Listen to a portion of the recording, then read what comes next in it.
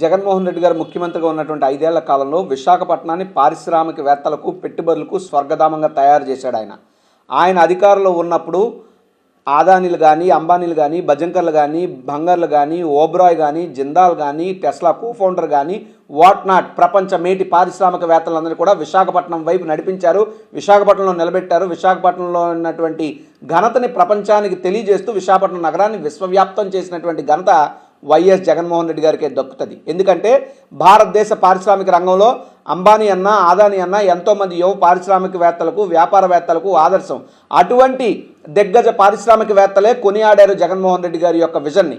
అంతెందుకు, బిక్కవోల్లో ఉన్నటువంటి గ్రాసిమ్ ఇండస్ట్రీస్ ప్రారంభోత్సవంలో కుమార్ మంగళం గారే డైరెక్ట్గా చెప్పారు, జగన్మోహన్ రెడ్డి గారి విజన్ చాలా గొప్పది, జగన్మోహన్ రెడ్డి గారు అందరికీ కన్వీనియంట్గా ఉంటున్నారు, అందుబాటులో ఉంటున్నారు, ప్రొసీజర్స్ చాలా స్పీడ్గా అవుతున్నాయని చెప్పి వారే చెప్పడం జరిగింది. అంటే చంద్రబాబు నాయుడు గారిలాగా నేను విజనరీ అని గొప్పలు చెప్పుకోవడం జగన్మోహన్ రెడ్డి గారి చేత కాదు, కానీ జగన్మోహన్ రెడ్డి గారి యొక్క విజన్ని ప్రపంచ మేటి పారిశ్రామికవేత్త దిగ్గజాలు ప్రపంచం తెలిసేలాగా కొనియాడారు. దట్ ఈజ్ జగన్మోహన్ రెడ్డి గారి యొక్క విజన్ అని చెప్పడానికి ఇది ఒక ఉదాహరణ. జగన్మోహన్ రెడ్డి గారు ఉన్నటువంటి 5 ఏళ్ల కాలంలో విశాఖపట్నంలో చూస్తే ఈరోజు విశాఖపట్నంలో కనిపిస్తున్నటువంటి VMRDA deck building Jaganmohan Reddy గారి కృషి, విశాఖపట్నం కైలాసగిరిలో India's largest sky bridge Jaganmohan Reddy గారి కృషి, సౌత్ ఇండియాలోనే లార్జెస్ట్ మాల్ రహేజా గ్రూప్కి సంబంధించినటువంటి ఇనార్బిట్ మాల్ అత్యంత వేగంగా పూర్తయి ఈరోజు ప్రారంభోత్సవానికి రెడీగా ఉన్నది అంటే అది జగన్మోహన్ రెడ్డి గారి యొక్క కృషి. విశాఖపట్నంలోనే కన్సల్టెన్సీలో అత్యధిక ప్రపంచ స్థాయి పేరు కలిగినటువంటి ర్యాన్స్టాండ్ అనే కంపెనీ ఈరోజు విశాఖపట్నంలో ఉందంటే అది జగన్మోహన్ రెడ్డి గారి కృషి.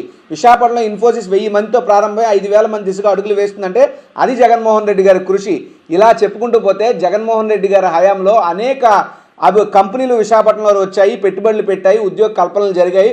ఉదాహరణకు యోకోహామా టైర్స్ కానీ, లేదంటే భోగాపురం ఎయిర్పోర్ట్కి సంబంధించి అక్కడ ఉన్నటువంటి చిక్కుముళ్ళన్నీ విప్పి R&R ప్యాకేజ్ ఇచ్చి కోర్టులో ల్యాండ్ సమస్యలు క్లియరెన్స్ చేసి అన్ని రకాలైనటువంటి క్లియరెన్స్లు తెచ్చి శంకుస్థాపన చేసి సుమారు 40-45% పనులు భోగాపురం ఎయిర్పోర్ట్కి సంబంధించి జగన్మోహన్ రెడ్డి గారు ఆయన హయాంలోనే పూర్తి చేయడం జరిగింది.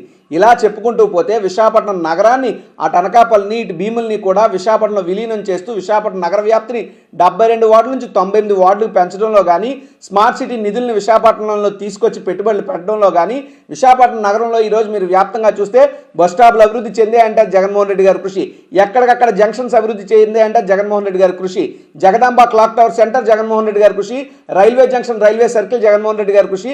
ఇలా చెప్పుకుంటూ పోతే ఏ మూలకెళ్ళినా విశాఖపట్నంలో జగన్మోహన్ రెడ్డి గారు చేసినటువంటి అభివృద్ధి కొట్టొచ్చినట్టు కనబడుతూ ఉంటుంది.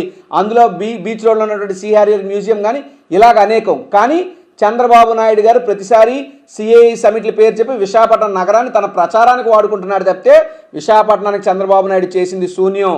నేను అడుగుతా ఉన్నా చంద్రబాబు నాయుడు గారిని, ఆయన 5 ఏళ్ల కాలంలో 14 నుంచి 19 మధ్యలో ఆయన అధికారంలో ఉన్నాడు కదా, మరి అప్పుడు సిఐ సమిట్లు 3వ 4వ విశాఖపట్నంలో మీరు పెట్టడం జరిగింది. పెట్టినప్పుడు మీరు ఏం ప్రచారం చేశారు, ఏం చెప్పుకొచ్చారు? 20 లక్షల కోట్ల పెట్టుబడులు అన్నారు, 40 లక్షల ఉద్యోగాలు అన్నారు. ఇప్పుడు నేను అడుగుతున్నా, మీరు కానీ చంద్రబాబు గారు, మీరు కానీ మీ సహచరుడు పవన్ కళ్యాణ్ కానీ, మీ సుపుత్రుడు లోకేష్ కానీ, మీ మంత్రివర్గం కానీ ఎవరైనా దానికి సమాధానం చెప్పగలరా? మీరు గత 5 ఏళ్ల అధికారంలో ఉన్నప్పుడు 20 లక్షల కోట్ల పెట్టుబడులు ఎక్కడెక్కడ ఆంధ్ర రాష్ట్రంలో పెట్టారు, 40 లక్షల ఉద్యోగాలు ఎవరెవరికి ఇచ్చారన్నటువంటి లిస్టును మీరు శ్వేతపత్రం రిలీజ్ చేయగలరా? అది మీరు చేసి మీ యొక్క నిజాయితీని ప్రూవ్ చేసుకున్న తర్వాత ఇప్పుడు మీరు చేస్తున్నటువంటి సిఐ సమిట్ గురించి మాట్లాడని తప్పితే లేదా మాట్లాడే అర్హత మీకు లేదు. మీరు కేవలం జగన్మోహన్ రెడ్డి గారు కష్టపడి పనిచేసి రాష్ట్రానికి మంచి చేయాలనే లక్ష్యంతో విశాఖపట్నాన్ని పారిశ్రామిక రంగంగా సర్వతోముఖ అభివృద్ధి చేయాలని చెప్పి, లేదా దీన్ని స్వర్గధామంగా తయారు చేస్తే ఈరోజు ఆయన కష్టపడి వేసిన రోడ్ల మీద మీరు ప్రచారాలనే కార్లు వేసి తిరుగుతూ ఇదంతా మా గొప్పే అని చెప్పుకోవడం అంటే క్రెడిట్ చోరీ తప్పితే ఏమీ కాదు. కాబట్టి రాష్ట్ర వ్యాప్తంగా చంద్రబాబు అంటే క్రెడిట్ చోరీ అంటే చంద్రబాబు అన్న చందంగా ఉంది.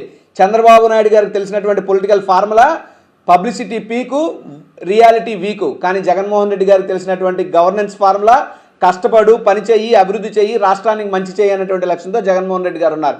ఇది చంద్రబాబు నాయుడు గారికి జగన్మోహన్ రెడ్డి గారికి ఉన్నటువంటి తేడా. ఎప్పటికైనా సిఐ సమిట్ పేరు చెప్పి మీరు ప్రచార ఆర్భాటాలకో లేదా అభివృద్ధి పనుల్లో కమిషన్లకో మీరు ఇంట్రెస్ట్ చూపించే కంటే ఈ రాష్ట్రానికి ఏం చేస్తున్నాం, ఈ విశాఖపట్నం నగరానికి ఏం చేస్తున్నాం అన్న దాని మీద చంద్రబాబు నాయుడు గారు దృష్టి పెడితే మంచిది తప్పితే ఎంతకాలం ప్రచారాలకు చేసుకుంటే దానివల్ల ఫలితం శూన్యం అని చెప్పి తెలియజేస్తున్నా.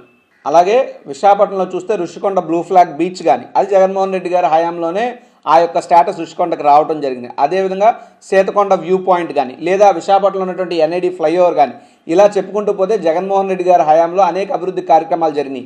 ఆయన హయాంలోనే కాన్సెంట్రిక్స్ కానీ WNS అనే కంపెనీలు కానీ ఇవన్నీ కూడా భారీ ఎత్తున ఎక్స్పాన్షన్ జరగడం కానీ వందలాది మంది వేలాది మందికి యువతకు ఉద్యోగ ఉపాధి అవకాశాలు రావడంలో కానీ జగన్మోహన్ రెడ్డి గారి యొక్క కృషి చాలా గొప్పది. ఆయన యొక్క నాయకత్వంలో ఆయన యొక్క పరిపాలనలోనే విశాఖపట్నం ఎంతో అభివృద్ధి చెందింది. విశాఖపట్నం పారిశ్రామికవేత్తలకి పెట్టుబడులకి స్వర్గధామంగా విశాఖపట్నాన్ని ఒక ప్రపంచ స్థాయి నగరంగా తీర్చిదిద్దినటువంటి ఘనత వైఎస్ జగన్మోహన్ రెడ్డి గారికి దక్కుతుంది.